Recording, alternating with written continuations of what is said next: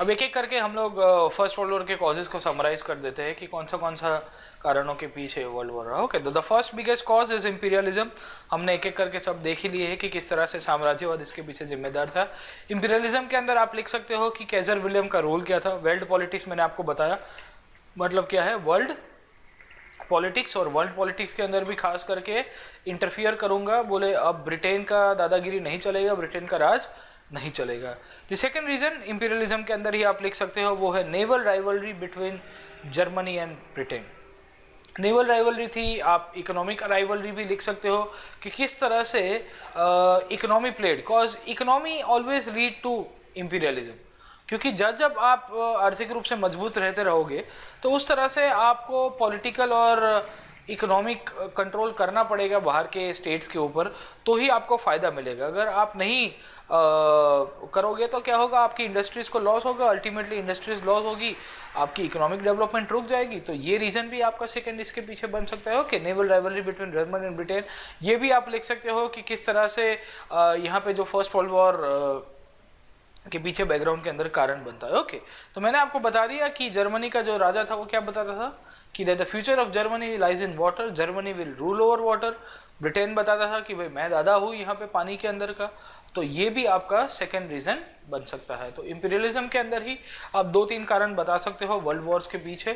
Thirdly मैंने आपको बता दिया ऑलरेडी कि इकोनॉमिक राइवलरी, और जर्मनी ने यहाँ पे जितने भी इंपीरियल नेशंस थे उस टाइम के 1870 के बाद जब से जर्मनी बनना शुरू होता है और जर्मनी का यूनिफिकेशन हुआ, तो from 1870 onwards you will see that Germany start challenging this countries. And खास करके जो अफ्रीका के अंदर कॉलोनाइजेशन हुआ, अफ्रीका के अंदर मैंने बताया कि up till 1878 very few countries used to have colonies in Africa.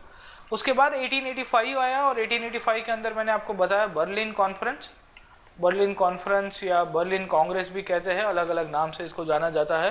And in this Berlin conference और the Berlin Congress you will see that the scramble of Africa took place. Scramble मैंने आपको बताया है कि केक कटेगा, सब में बटेगा, सब ने डिसाइड कर दिया एक एक करके एरियाज जहाँ जहाँ सब एक दूसरे के अंदर यहाँ पे मिल बांट के खाएंगे। ओके, तो ये भी एक कारण बन गया है क्योंकि जर्मनी को लगता था कि भाई उनको जो टेरिटरीज दी गई है ये बर्लिन कांग्रेस के अंदर 1885 के अंदर, उनको बहुत ही कम टेरिटरीज मिली है। So they claim more territories. Britain ने बताया कि भाई हमारी टेरिटरीज ज़्यादा है, तो सब एक दूसरे के अंदर कन्फ्लिक्ट में आ गए, और यही कन्फ्लिक्ट के कारण यहाँ पे फर्स्ट वर्ल्ड वॉर भी होता है। ओके, थर्ड रीज़न यहाँ पे इंपीरियलिज्म जो प्रमोट करता है उसे हम लोग कहते हैं जिंगोइज्म, और वहाँ से ही शब्द आता है जिंगोइस्टिक नेशनलिज्म।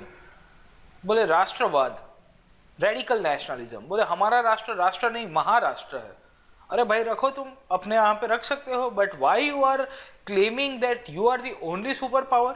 और जब एक दूसरे की कंट्रीज एक सबके साथ क्लेम करती रहेगी, तो बेसिकली ये जिंगोइज्म कौन फैला रहा था? ये जिंगोइज्म फैलाने वाले जो लोग थे वो भी इंपीरियल थे, क्योंकि ये इंपीरियलिज्म का सहारा, ये साम्राज्यवाद का सहारा के आधार के ऊपर, by taking the basis of nationalism they were trying to rule over this. Okay, तो they were trying to control, और लोगों को उसके रहा करते थे। बोले देखो देखो देखो जर्मनी क्या कर रहा है, ब्रिटेन क्या कर रहा है, what are this countries doing, what are the other countries doing. So they have to challenge each other, और यही इंपीरियलिज्म के कारण बेसिकली ये जिंगोइज्म आया, और जिंगोइज्म ने बहुत बड़ा रोल प्ले किया है। Before the first world war यहाँ पे जब जब जर्मनी नई नई टेरिटरीज इंक्लूड कर रहा था अपने एरियाज़ के अंदर में, अपनी कंट्रोल के अंदर में, तो ब्रिटेन बहुत उसको अच्छी तरह से नहीं रहता। और ब्रिटेन की खास करके प्रेस, क्योंकि ये जो प्रेस जो कंट्रोल हुआ करता था वो प्रेस बेसिकली इंपीरियल पावर या इंडस्ट्रियल क्लास, जो कैपिटलिस्ट क्लास जो था, वो प्रेस को कंट्रोल कर रहा था। और ये प्रेस ने बेसिकली साम्राज्यवाद को और बढ़ावा दिया। प्रेस ने बताया, सरकार के ऊपर प्रेशर डाल दिया, बोले आप क्या कर रहे हो, जर्मनी नया टेरिटरी कैप्चर करके आए, आप हाथ के हाथ ऊपर धर हुए बैठे हुए हो। ओके, और इसी के कारण ये मैंने आपको बताया कि साम्राज्यवाद, और खास करके साम्राज्यवाद के अंदर में ये जो स्क्रैम्बल ऑफ अफ्रीका, आज की तारीख में आपको 50 से ज़्यादा कंट्रीज जो दिखते हैं, उसको किस तरह से बांटा गया था, कौन से कंट्रीज ने। ओके, बेल्जियंस थे, ब्रिटिश थे, फ्रेंच थे, जर्मन्स थे, इटालियंस थे, पोर्चुगीज थे, स्पेनिश थे, और थोड़े बहुत प्रदेश इंडिपेंडेंट भी थे। ओके, तो ये जितने भी एरियाज थे दे वर कैप्चर्ड बाय द ब्रिटिशर्स। से फॉर एग्जांपल ये जो आपको पिंक वाला दिख रहा है साउथ अफ्रीका है, या आपको रोडेशिया, मतलब उसको जिम्बाब्वे आज की तारीख में कहते हैं। Rhodesia was the last country to get independence from Africa, और उसके बाद फिर उसका नाम कर दिया गया Zimbabwe. Okay, all this was control by the British. Okay, अलग अलग जितने भी यूरोपियन पावर्स है, बट ये भी था। ओके, तो जिंगोइज्म मैंने आपको बताया राष्ट्रवाद, और उसमें भी वही है ना कि महाराष्ट्रवाद की भाई हम लोग सुपर पावर्स है, मेकिंग आवर कंट्री ग्रेट, और ये जो फीलिंग थी ये जिंगोइज्म ने बहुत सारा बंटाधार कर दिया दुनिया का, और इसके कारण अल्टीमेटली एक दूसरे के साथ ये लोग वॉर के अंदर चले गए। ओके, तो यू सी कि ब्रिटेन के अंदर ऐसा आता था, पोस्टर्स आते थे, बोले आर वी अफ्रेड, तो British bulldog, you might be aware about the breed of this dog, तो ब्रिटिश बुलडॉग पूरी दुनिया के अंदर राज करता है ऐसा दिखा रहा है। ओके, तो यहाँ पे ऑस्ट्रिया है, फिर यहाँ पे आपको साउथ अफ्रीका मिलेगा, यहाँ पे न्यूजीलैंड मिलेगा, आपको इंडिया मिलेगा, अलग अलग कंट्रीज के ऊपर, यहाँ पे कनाडा है, हर एक जगह के ऊपर ये जो ब्रिटिश जो फ्लैग है, यूनियन जैक इसको कहते हैं, ये ब्रिटिश फ्लैग एक जिंगोइज्म के सहारे के ऊपर यूज किया जाता है। जैसे ब्रिटेन ने ये किया तो तुरंत ही जर्मन्स ने भी किया। ये बेसिकली जर्मन सोल्जर को दिखाया गया है जो फ्रेंच और ब्रिटिश और दूसरे भी बाहर के जितने भी कंट्रीज के जो भी सेलर्स है, सोल्जर्स है, उनको एक साथ पिटाई कर रहा है। ओके, तो ये प्रोपोगंडा चलाया गया था मीडिया के द्वारा, वहाँ की जो प्रेस थी, वहाँ के जितने भी थोड़े बहुत लोग थे जो वॉर चाहते थे, राजा को सपोर्ट कर रहे थे, इन्होंने लोगों को पुश कर दिया, इतना पुश किया, और लोगों ने फिर सरकार को प्रेशर कर दिया, बोले आप क्या कर रहे हो, हाथ के हाथ धरे हुए बैठे हुए, जर्मनी इतना डेवलप होना चाहिए था, ब्रिटेन ने एक और टेरिटरी एनेक्स कर दी, आप क्या कर रहे हो, ये सब चीजें।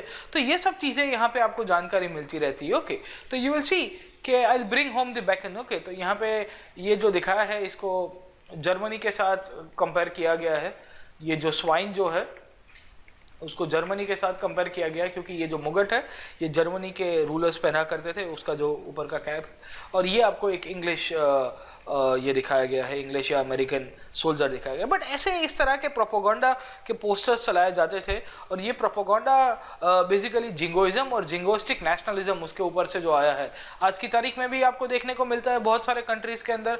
ये जिंगोइज्म आपको बहुत फेवर कर देता है, कॉमन मैन को उश्केरा देता है। सेकेंड रीजन जो बनता है वो है सीक्रेट अलायंसेस। तो आपको इंपीरियलिज्म और इंपीरियलिज्म के एग्जांपल्स आपको समझ में आ ही गए होंगे कि कौन सा था। वर्ल्ड पॉलिटिक्स हमने एक बार डिस्कस कर दिया ऑलरेडी, आप जो इसके पहले की स्लाइड से उसके अंदर आप देख सकते हो, जर्मनी का जो नेवल राइवलरी था, जर्मनी का इकोनॉमिक राइवलरी था, जिंगोइस्टिक नेशनलिज्म, जिंगोइज्म, एक एक पॉइंट को हम लोग ऑलरेडी डिस्कस कर चुके हैं। आप इसके अंदर पीछे इसको थोड़ा बहुत आगे पीछे करके देखने की कोशिश करिएगा। ओके, तो जिंगोइज्म हमने पढ़ा चुका है। सेकेंड जो रीजन बनता है वर्ल्ड वॉर्स का वो था आपका सीक्रेट अलायंसेस। सीक्रेट अलायंसेस मतलब ये जितने भी खुफिया संधि हुआ करती थी, एक दूसरे को पता नहीं करते थे, बताया नहीं करते थे किसने किसके साथ किया है। और ये खुफिया संधि की शुरुआत किसने की थी? बिस्मार्क। तो कभी कभी प्रश्न आता है कि क्या बिस्मार्क गलत था? Was Bismarck's foreign policy wrong? Because Bismarck ने सबसे बड़ी गलती वही की थी। इसने जितने भी सीक्रेट अलायंसेस किए, जर्मनी, ऑस्ट्रिया, हंगरी और इटली, या इसने जर्मनी, ऑस्ट्रिया और रशिया का किया, या जर्मनी और ब्रिटेन का किया, आप देखिएगा बिस्मार्क की फॉरेन पॉलिसी 1890 के बाद फेल हो रही है। उसके पीछे का कारण क्या था? क्योंकि जर्मनी एक इंडस्ट्रियल पावर बन रहा था, और इंडस्ट्रियल पावर जब बनता है कोई भी देश तो वो इंपीरियलिज्म को फेवर करेगा ही, और जब इंपीरियलिज्म को फेवर करने की वो कोशिश करेगा तो क्या होगा? वो कहीं ना कहीं कन्फ्लिक्ट में आएगा। और बिस्मार्क ने गलती क्या की थी पता है?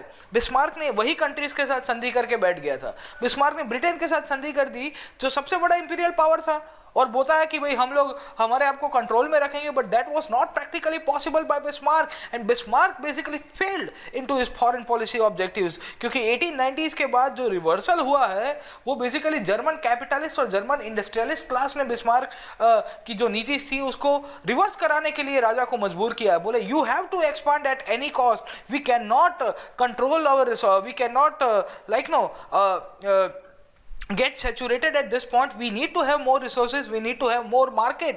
और वो तभी हो पाएगा जब आप इंपीरियल एक्सपांशन करोगे। इंपीरियल एक्सपांड करने जाओगे तो क्या होगा? ब्रिटेन के साथ कंफ्लिक्ट में आओगे, रशिया के साथ कंफ्लिक्ट में आओगे, बाकी सारे कंट्रीज के साथ कंफ्लिक्ट में आओगे। सेकेंडली बिस्मार्क यहाँ पे सबसे ज्यादा गलती कर देता है, वो है फ्रांस को लेके। बहुत सारे हिस्टोरियंस बताते हैं कि Bismarck used to suffer from Francophobia. Francophobia का मतलब क्या है? बोले उसको सुबह शाम दिन रात उसको फ्रांस फ्रांस और फ्रांस से दिखता था। बोले फ्रांस को खत्म करो, फ्रांस को खत्म करो, फ्रांस को खत्म करो। और इसी के चक्कर में Bismarck forgotted the ABC of diplomacy. बोले there are no permanent friends and there are no permanent enemies in diplomacy. Bismarck ने गलती कर दी थी कि फ्रांस को अपना परमानेंट फ्रेंड मान लिया, परमानेंट एनिमी मान लिया, और इसी के चक्कर में फ्रांस के जितने फ्रेंड्स थे उन सब के साथ ट्रीटी कर रहा है। रशिया के साथ कर रहा है, ऑस्ट्रिया के साथ कर रहा है, ब्रिटेन के साथ कर रहा है, इटली के साथ किया। अब देखेगा कि ब्रिटेन के साथ कन्फ्लिक्ट में आ गया 1890s के बाद तुरंत ही, क्योंकि इकोनॉमिकली और इंडस्ट्रियली ब्रिटेन को चैलेंज करने लग गया। इटली नाम का जो कंट्री था वो तो यहाँ पे सीसो के अंदर बैठा था, कभी इधर जाता, कभी इधर जाता, कभी इधर जाता, कभी उधर जाता। वो तो मैं तो आपकी तरफ हूँ, जॉनी लीवर की तरह। आपने एक मूवी देखा होगा, उसके अंदर हमेशा जो कादर खान करके उसका जो बॉस था उसको वही बोलता है कि भाई मैं तो आपकी तरफ हूँ, मैं तो आपकी तरफ। पर अल्टीमेटली इटली ने गद्दारी कर दी जर्मनी के साथ, क्योंकि इटली भी खुद चाहता था कि मुझे जहां से मैक्सिमम बेनिफिट मिलेगा वो एरियाज के अंदर मैं अपनी आर्मी और उनको फेवर में रखूंगा। 1915 में इटली की थोड़ी हिम्मत आ गई और 1915 में इटली ने क्या किया? बोले नहीं नहीं नहीं भाई, मुझे तो जर्मनी के साथ कुछ फायदा नहीं दिख रहा। And Italy jumped on the sides of the English and the French, तो ट्रिपल एंटेटे के अंदर चला गया। सेकेंडली आपको जानकारी मिलती है कि बिस्मार्क को फटका कहां पड़ गया? बिस्मार्क मिशन इम्पॉसिबल करने चला था। बोले ऑस्ट्रिया और रशिया को, बोले दोनों को एक बोट के अंदर बिठा दिया और बोले चलो हम लोग पिकनिक में चलते हैं। ऑस्ट्रिया वाला बोलेंगे नॉर्थ में जाएंगे, रशिया वाला बोलेगा साउथ में चलेंगे। बोट डूब पड़ी। अल्टीमेटली यहाँ पे जर्मन सी अकेले बचते हैं। सो यू विल रियलाइज कि बिस्मार्क ने जो जो कंट्रीज के साथ पैक्ट किया था, ट्रीटी किया था, एक्सेप्ट ऑस्ट्रिया, सब एक एक करके उससे अलग हो जाते हैं। वो चाहे रशियंस थे, वो चाहे ब्रिटिश थे। सो यू विल रियलाइज कि ये ट्रिपल अलायंस, उसमें भी ये जो सीक्रेट अलायंस थी, ये सीक्रेट अलायंस भी वर्ल्ड वॉर के पीछे का कारण बन जाता है। सेकेंडली बिस्मार्क को पता था कि बिस्मार्क क्यों इतना ऑस्ट्रिया को फेवर कर रहा है, उसने छोड़ा नहीं। जर्मनी में जब वर्ल्ड वॉर शुरू भी हुआ तो जर्मनी ने ऑस्ट्रिया को बिल्कुल नहीं छोड़ा। तो मुद्दा कभी कभी आता है कि why Germany kept on supporting Austria. जब ऑस्ट्रिया ने सर्बिया के ऊपर अटैक किया तो सर्बिया के पीछे ट्रम्प कार्ड रशियंस का था, उसी तरह से ऑस्ट्रियंस के पीछे ट्रम्प कार्ड जर्मन का था। बेसिकली जर्मनी को पता था कि उसके दो दुश्मन है, एक साइड के ऊपर रशियंस और एक साइड के ऊपर फ्रांस। और उसको यह भी पता था कि अगर इन दोनों ने साथ में ही फ्रंट खोल दिया, क्योंकि 1894 में रशियंस और फ्रेंच ने एक फ्रैंको रशियन अलायंस किया था, तो जर्मनी की मौत आ जाती। और इसके कारण जर्मनी ने बेसिकली जो ईस्टर्न फ्रंट था वहां पे ऑस्ट्रिया को पॉपअप कर दिया। बोला कोई बात नहीं बेटा, रशियंस आएंगे, तुम्हारी मतलब है ना कि वाट लगा के चले जाएंगे, बट तब तक तुम शॉप एब्जॉर्ब कर देना। मैं एक साइड के ऊपर फ्रांस को निपटा दूंगा पहले वेस्टर्न फ्रंट के अंदर, और उसके बाद तब तक ऑस्ट्रिया रशिया को कंटेन करेगा, फिर मैं तुम्हारी मदद करने आ जाऊंगा। तो जर्मनी ने ये सोचा था, हुआ नहीं। जर्मनी ने ये सोचा था कि ऑस्ट्रिया को वो एक पपेट की तौर के ऊपर यूज करेगा, बट पूरा का पूरा कैलकुलेशन गलत हो गया और इसके कारण जर्मनी युद्ध हार जाता है। उसके पीछे भी हम लोग थोड़ी बहुत चर्चा करेंगे, but you get the first point कि किस तरह से ट्रिपल अलायंस होता है। ट्रिपल अलायंस के साथ साथ जैसे ही यहाँ पे फ्रांस और रशिया के बीच में ट्रीटी हुई 1894 के अंदर, और फ्रांस और रशिया की ट्रीटी क्यों हुई? क्योंकि रशिया का ऑस्ट्रिया के साथ बंधा नहीं था, रशिया का कहीं ना कहीं कन्फ्लिक्ट में आना था, और रशिया को लगता था कि जर्मनी ट्रस्टेबल नहीं है, क्योंकि जर्मनी का राजा, रशिया का राजा अगेन सबके सब इंपीरियल थे, और फ्रांस तो ऑलरेडी बेसिकली जर्मन से वो है ना कि उसको फटका पड़ चुका था। तो ये कंडीशन के अंदर में 1894 के अंदर ये लोग भी ट्रीटी करते हैं। उसके बाद ब्रिटेन भी यहाँ पे घुसेगा। ब्रिटेन को लगता था फ्रॉम 1890s ऑनवर्ड्स, मैंने आपको बताया कि जर्मनी ने यहाँ पे इंपीरियल एक्सपांशन किया कि नहीं किया। कील कैनाल हो या बर्लिन बगदाद रेलवे लाइन हो या बोयर वॉर हो, सब जगह के ऊपर आपको कहीं ना कहीं, या मोरक्कन क्राइसिस हो, सब जगह के ऊपर जर्मनी ने इंटरफियर किया कि नहीं किया। और इसके चक्कर में यहाँ पे ब्रिटेन और फ्रांस अपनी पुरानी जो थोड़े बहुत कन्फ्लिक्ट है भूल जाते हैं। बोले छोड़ो कल की बातें, कल की बात पुरानी, नए दौर में मिलकर बैठेंगे, लिखेंगे नई कहानी। बोले नई कहानी लिख दी। बोले आज के बाद हम दोनों फ्रेंड्स हैं। क्यों? क्योंकि दुश्मन का दुश्मन दोस्त होता है।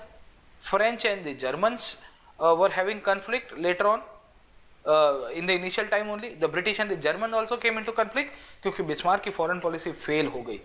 बिस्मार्क ने टेम्पररी फॉरेन पॉलिसी के अंदर काफ़ी ठीक ठाक फायदा पहुंचाया था, बट इट फेल्ड। उसी का चक्कर में ब्रिटेन यहाँ पे 1907 में ब्रिटेन और रशिया पे ट्रीटी करते हैं। एंड फाइनली यू विल सी कि यही ट्रीटीज़ के चक्कर में, यही सीक्रेट अलायंसेस के चक्कर में इतनी सारी यहाँ पे वो है ना इंटरनल हो जाती है कि इटली यहाँ पे ट्रिपल अलायंस ज्वाइन करती है, बट उसके बाद वो ब्रिटेन और फ्रांस के अंदर चला जाएगा और 1915 में यहाँ पे जर्मनी के विरुद्ध में युद्ध करता है। सो यू सी कि was Bismarck successful in his foreign policy? Though Bismarck played a very important role in the unification of Germany, और बिस्मार्क की मैंने आपको ब्लड एंड आयरन पॉलिसी के बारे में भी यूनिफिकेशन ऑफ जर्मनी के अंदर बताया था, बट यहाँ पे बिस्मार्क को सबसे ज़्यादा वो जो उसकी फॉरेन पॉलिसी थी उसको कहीं ना कहीं पे क्यों, क्योंकि बिस्मार्क भूल गया था एबीसी ऑफ डिप्लोमेसी। याद रखेगा हमेशा कि डिप्लोमेसी के अंदर there are no permanent enemies and permanent friends, but Bismarck forgotted this the fundamental thumb rule of diplomacy कि भाई किसी को परमानेंट दुश्मन नहीं मानना। इटली उसके साइड में था तो भी जम के चला गया वहां पे। सो यू विल सी कि फ्रेंच को परमानेंट दुश्मन मान लिया और फ्रेंच और ब्रिटिश और जितने भी थे वो सबके सब आ गए। तीसरा रीजन मैंने आपको बताया इसके पीछे जो चलता है सीक्रेट अलायंसेस के कारण, वो था आपका ग्रुपिज्म। और ग्रुपिज्म के अंदर मैंने आपको बताया कि जर्मनी किस तरह से ऑस्ट्रिया को बैक करता था। मैंने आपको ये भी बता दिया है कि why Germany used to back Austria. उसको पता था कि ऑस्ट्रिया को रशियंस दौड़ा दौड़ा के मारेंगे क्योंकि रशिया बहुत ही पावरफुल था, बट रशियंस को बेसिकली जर्मनी डायरेक्ट फाइट ना करे इसके लिए उसने एक बफर स्टेट की तरह ऑस्ट्रिया को यूज किया। अब याद करिए आप लोग, भारत के अंदर 1799 में 98-99 टिल 1805 यहाँ पे एक गवर्नर जनरल हुआ करते थे जिनका नाम था वेलेस्ली, और वेलेस्ली यहाँ पे एक ट्रीटी लेके आया था जिसका नाम था सब्सिडियरी अलायंस। उसमें भी मेन फंडामेंटल इशू क्या था, बोले बफर स्टेट की तरह इंडियंस को यूज करो, इंडियन स्टेट्स को। जर्मनी ने भी यही किया, ऑस्ट्रिया को पाल पोस के बड़ा किया, बोले बेटा कोई बात नहीं तेरी मदद करेंगे। मैं जर्मनी को पता था बोले ऑस्ट्रिया को जब रशिया ऑस्ट्रिया के ऊपर अटैक करेगा तो नहीं टिक पाएगा, बट जर्मन्स न्यू कि उसका फंडामेंटल एनिमी कौन सा है, फ्रांस। तो जब तक वो फ्रांस से डील करेगा तब तक रशियंस उसके ऊपर ना अटैक करते। तो बीच में क्या किया, बोले ऑस्ट्रिया का बफर बना दो, ऑस्ट्रिया को पाल पोसता रहा, बोले कोई बात नहीं हम तुम्हारे साथ है, हम तुम्हारे साथ है, हम तुम्हारे साथ है। तो जर्मन बैकिंग ऑफ ऑस्ट्रिया वो भी कहीं ना कहीं अब, क्योंकि ऑस्ट्रिया वरना सर्बिया के ऊपर अटैक नहीं करता। ऑस्ट्रिया सर्बिया के ऊपर जब 28 जुलाई 1914 का जो दिन था उस दिन के ऊपर अटैक नहीं करता, बट इसके कारण अटैक होता है। Rivalry between Austria and Serbia मैंने आपको बता ही दिया है कि दूसरा रीजन क्या था, एनिमिटी। वो राइवलरी किसके कारण थी, क्योंकि it was more of a territorial disputes. Territorial disputes कौन सा था, मैंने आपको बताया बॉस्निया एंड हर्जेगोविना। ये दोनों के दोनों प्रदेश थे, ऑस्ट्रिया वाला बोल रहा था हमारा है, सर्बिया वाला बोल रहा था हमारा है, और इसके कारण दोनों के बीच में कॉन्फ्लिक्ट आ गया। So you will C and understand कि ये भी एक इसके पीछे का कारण बनता है। Serb nationalism was trying to break the Austrian empire. Austria had control over Bosnia with the Serbians claimed their part because of the Serb people। वहाँ पे सर्ब जाति के लोग थे, प्रजाति के, सर्बियन बोले, तो इसने बोल दिया कि हमारा एरिया है। Secondly Russian banking of Serbia, क्यों, क्योंकि रशिया क्या उस टाइम पे चलाता था, स्लेविज्म, और वो भी पैन स्लेविज्म, सर्वस्लाववाद। रशिया थ्रू आउट यही करता आया है। जहां जहां ऑटोमन एम्पायर वीक होता है वहां वहां ऑटोमन एम्पायर से जितने भी प्रदेश अलग हुए वो सब के सबको अपने फेवर के अंदर लाने की कोशिश की है। क्यों, क्योंकि उसको लगता था कि मेरा एम्पायर स्ट्रांग होगा।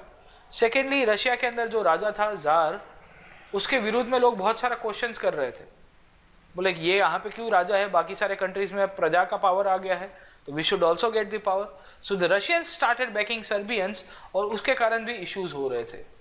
और इसकी कारण क्या हुआ, ऑस्ट्रियंस और रशियंस के बीच में यहाँ पे राइवलरी आई कि नहीं आई, हमने देख ही लिया पीछे किस तरह से। जैसे ही ऑस्ट्रिया ने सर्बिया के ऊपर अटैक किया तो रशिया सर्बियंस की मदद करने चला जाता है।